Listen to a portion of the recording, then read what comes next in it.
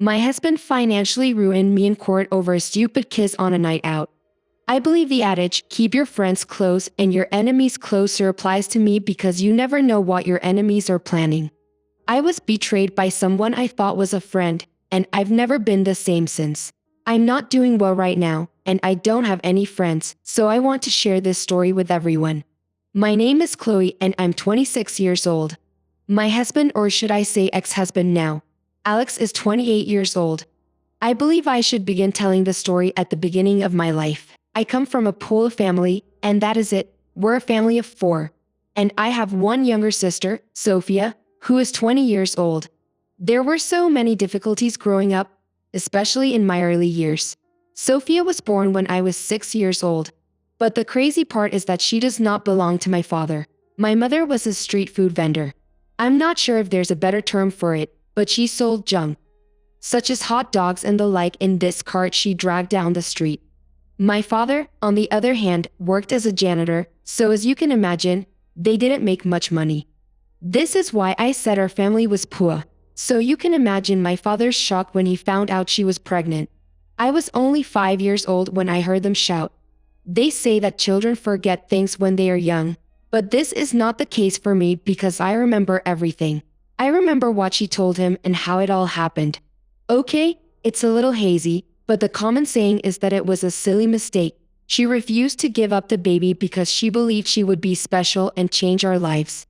My father couldn't believe what she said, and he said he couldn't stay with her anymore. For the first few days, he returned home drunk and violent, making me cry every day. I'm not sure how 9 months passed so quickly, but I turned 6, and when my mother gave birth to Sophia, Dad was not present. He couldn't live with Mom having another child, so he stopped coming home for a time. The only time he returned home was for divorce. 2 months after Sophia's birth, my mother was crying and reading a paper with the word divorce written on it. She signed the paper, and I wondered what had made her cry. But as I grew older, I figured it out. When Dad stopped coming home, he wasn't wealthy enough to file for custody, and I never imagined he would want to because it was a burden of my choosing. I remember him kissing my forehead and telling me that he loved me and would always be there for me. I'm not sure where he went, but the next day he came to pack his belongings while I was sleeping, or so Mom said. Mom, Sophia, and I were the only ones left in the small house, and Mom was struggling every day. Sure, she cheated on my father, but she was still my mother, that I adored, and Sophia was my sister. Mom was able to send me to school until I graduated from high school at the age of 18. I was also able to secure a position as a babysitter or dog walker. Anything that can get me money. I wanted to help Mom with Sophia. Sophia was an angel, and Mom was not entirely correct about how she changed our lives. But I love my sister. I was able to save enough money to get into Florida State University, but I was only a part-time student because I also worked. This was where things would go wrong, and I had no idea. But there's a reason I'm telling you the backstory of my life. It's all connected.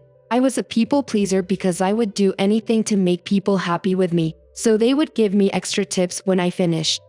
When I was a part-time student and working, I did extra work to supplement my income. I offered to do people's assignments for pay, and yes, that is how I met Alex. We didn't have the same major, but we were in the same year. He said he heard I did assignments and gave me his own to complete. It became a regular occurrence, and it was extremely beneficial for me because he paid a lot of money. I asked a friend, Sheila, about him, and she said he came from a wealthy family and had a lot of money. After a year, he approached me for a personal reason. He was not a serious student, and he told me he disliked reading. His grades were low, but he didn't care because he just wanted to finish school, until his father told him he needed to get high grades or he wouldn't get anything from him. Alex asked me to be his tutor and promised to pay me a lot of money. This was a fantastic opportunity for me, and I didn't complain when I saw how much money he offered. I immediately accepted the tutoring job, and he informed me that I would be tutoring at his home. I declined because it did not seem like something I was comfortable with. I told him and asked if we could study in the library instead, and he agreed.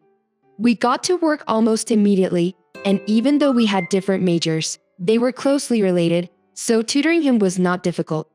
I was always a straight A student. My mother made it a point to remind me of the value of education from a young age, and this played an important role in my studies, as I was always at the library trying to learn new things when I wasn't working, which contributed significantly to my academic achievement. Tutoring Alex was surprisingly easy because he learned so quickly. In addition, he had a good memory. He just wasn't serious about his studies. Alex was extremely respectful and did not try anything inappropriate with me. In fact, we got along so well that I had no idea when I became so comfortable around him, and I noticed he was also comfortable around me. We would talk a lot about life and what had happened to us. It turns out that Alex never tried hard, which explains his grades. We were getting closer by the day, and Alex started telling me more about himself until I felt like I knew him better than anyone else. I knew almost everything about him, including his goals and why he was working so hard right now. He told me that he wanted to succeed on his own and show his father that he didn't need his money. Alex, like many other men his age, did not have a great relationship with his father. He was a lot more ambitious than I thought, and I was growing to adore him for it. He told me he wanted to start a big company, so we started drawing plans together. Alex and I had everything covered. We had already decided where the company would be in the next 5 years, and we had also set goals for each year. At first, I misjudged the situation. I assumed Alex was just playing around until I saw him put it into action with my own eyes. He had secured a small space and basic equipment to begin the work, and that is how our company began. Of course, final exams were approaching, so we studied harder than ever to finish on a high note. We were ecstatic, and I was so proud of everything we could accomplish. Alex had met my mother and Sophia several times before. He and Sophia got along great, and I liked how Alex asked me out a few weeks after we graduated. I wouldn't say I didn't expect it, but it was a difficult decision for me to make. My friend Sheila had a huge crush on Alex, which I knew about. She had told me more times than I could recall, but Alex never seemed to be interested in her. I accepted his proposal, and we officially began dating. Sheila was furious with me, and she did not speak to me for several months. Alex was a good-looking guy. I never looked at him that way before we started dating. I had always considered him my student, but things had changed. He was now my boyfriend. He was taller than I am. I wasn't very tall anyway, but he had the perfect height.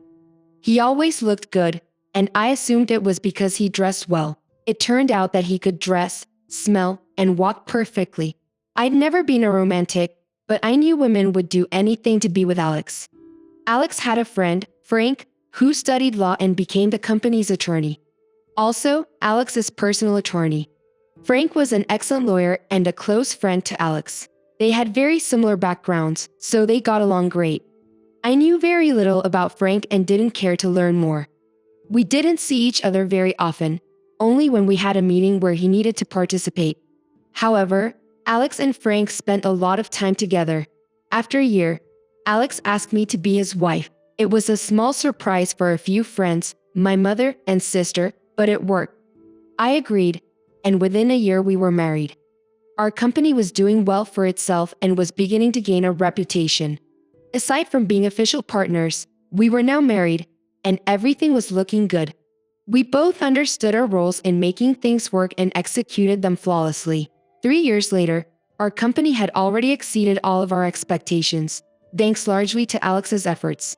He was far more serious than I had imagined, and he had come a long way from the carefree boy I met years ago. He was very driven.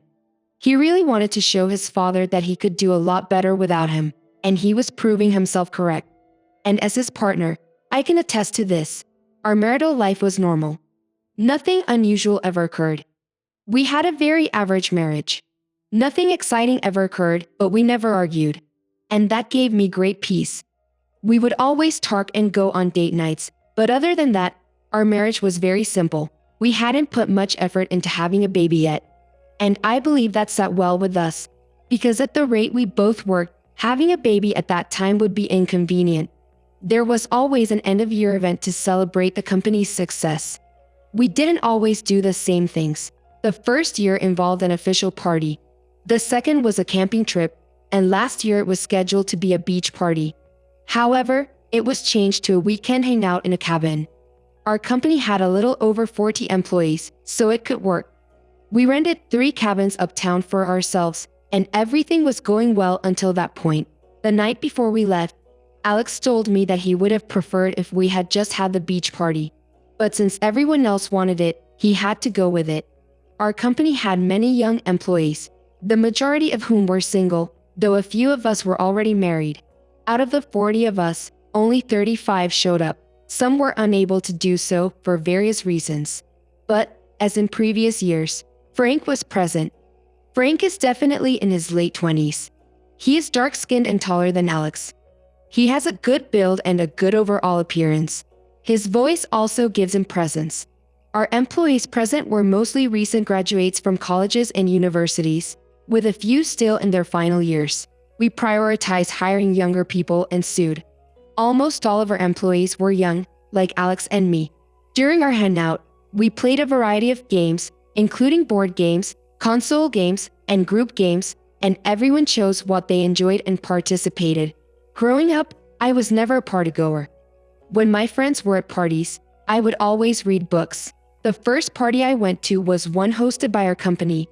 So, having lived for 25 years, this was only my third. I'd always heard stories about how wild the parties were, but I never paid much attention to the previous events. Nothing unusual occurred as a result of the nature of the events. This felt different. Even though it was only Friday night, I could tell that everyone was having fun. They did not appear to be well-organized or diligent workers. We knew everyone was doing different things, and some of the ladies were being very unethical. But I could not complain. It was a party, after all.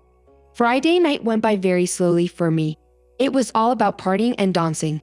I was on the fence, but I didn't feel like I fit in because I couldn't dance even if I tried. And I quickly realized that most people were not actually dancing, but rather being touchy and unethical. I left almost as soon as I arrived, but Alex stayed and danced throughout the night. I'd never seen that side of him before. That day, he danced, and I observed him for a while. I saw many ladies throw themselves at him, but he politely declined. Deep down, I wished I could be a party animal just for the weekend. Everyone awoke late on Saturday. After all, most people were hungover. Alex awoke early, despite the fact that he had not consumed any alcohol the night before. He does not drink or smoke, and this is one rule he has followed his entire life. That did not change because of the party. He got up and prepared for Saturday's activities.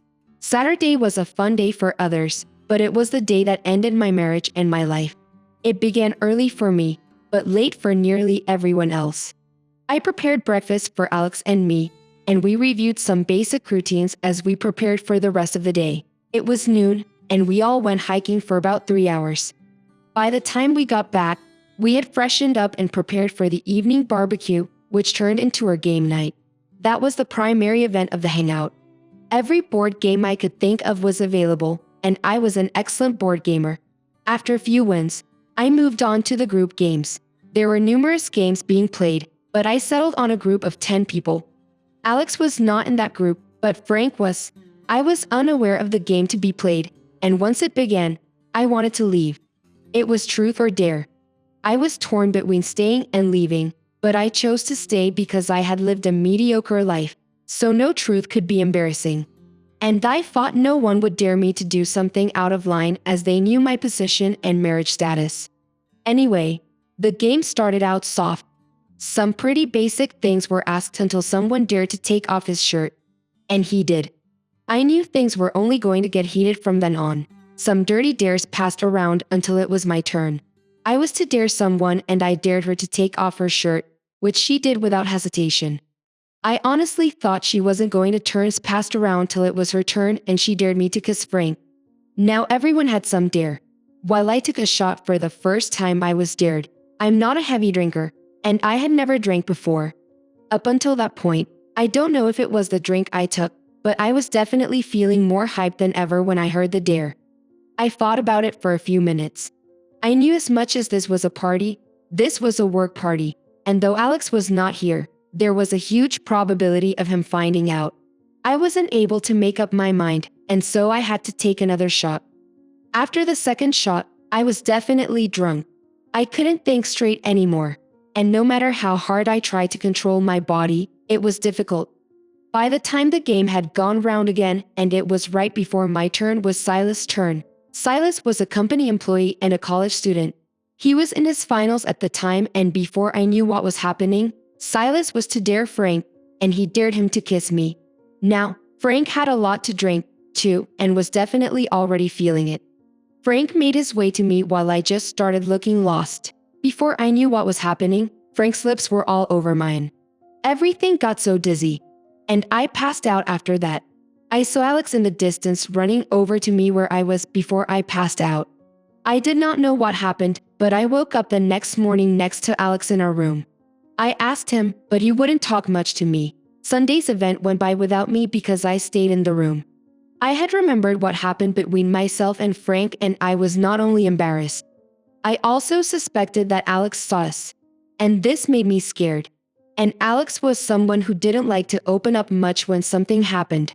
He preferred to solve it on his own and stay locked up in his head until he was able to sort it. And this didn't only make me scared, it made me worry about him. But I knew Alex always did whatever he set his mind to do, which only worried me more because that made it extremely difficult to get him to change his mind when he made a decision. I knew Alex very well, and I knew finding out would ruin our relationship. Alex didn't speak to me much on Sunday, even after he got back from the event of the day and it was time to leave. Everyone left on Sunday evening, and the drive back home was a long one. I decided to force myself to believe that he'd understand because, after all, it was a mistake. But I was wrong. When we got home, Alex told me that he knew everything in our 4 years of marriage. That would be our first argument in my head. I'd hoped he'd understand that it was just a silly kiss that happened while we were drunk. Besides, it was Frank who came to me, but he didn't listen. Frank wasn't picking calls either. A few weeks into the new year had passed, and I hadn't seen Frank since the party. I was hoping he'd come and clear the air as things hadn't been going well in my marriage ever since. Alex and I started having issues because we have not been able to move on, and my once peaceful marriage has now become something else. After working together with Alex for 4 years, he decided to let me go from the company. He's the owner and CEO, and so his call is final. He sent over some divorce letters to me too. A few weeks ago, just a few days after my birthday, I turned 26 and I couldn't believe that my husband was going to divorce me because of a silly kiss. We got to court after signing the papers, and of course, he got to keep his company and his house while I got nothing. He took all the money and left me with nothing. Update: everything happened so fast. It seemed like a bad joke or bad dream I can't wake up from. After working for 4 years, I was able to accumulate some money and I'm still living off that. But I know I'm going to have to find something else to do very soon. I moved out of my husband's house and I'm now back with my mom. I barely have anything left and I'm beginning to feel like a burden to my family again. It's been 6 months after the divorce and I still see Alex's company on the news doing well and smashing goals. He filed a restraining order on me after I tried to talk things out with him a month ago.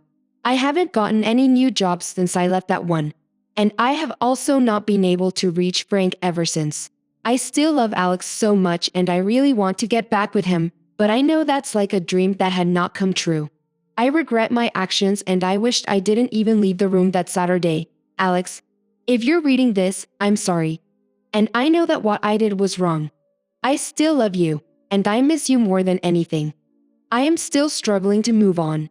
I've tried to start over, but I couldn't shake the feeling that I am still somehow tied to my ex-husband. I really have not felt drawn to anyone else, and I cannot stop thinking about the life we had built together and how it has all come crashing down as time has gone on. I am trying to rebuild my life, and of course, time has healed me a little. I still feel shattered by what could have been. My sister and mom have been crucial for me as they have been my support too.